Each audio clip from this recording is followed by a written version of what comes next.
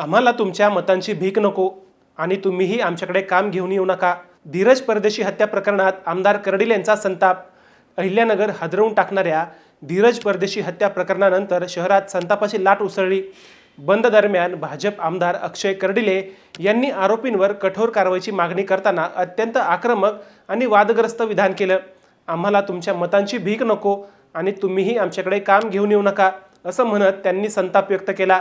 आरोपींना अटक होत नसेल तर कठोर कारवाई करण्याची मागणीही त्यांनी केली. 7 ऑगस्टला मुकुंदनगरमधील दर्गा दायरा परिसरात 6 ते 8 जणांनी धीरज परदेशी यांच्यावर जीवघेणा हल्ला केला होता.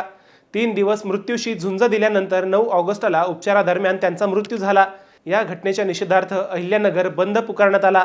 दरम्यान आरोपींच्या घरावर बुलडोझर चालवण्याची मागणी करण्यात आली. आमदार गोपीचंद पडळकर यांनी मुख्यमंत्री देवेंद्र फडणवीस यांच्याशी फोनवरून चर्चा केल्यानंतर कठोर कारवाईचं आश्वासन मिळालं.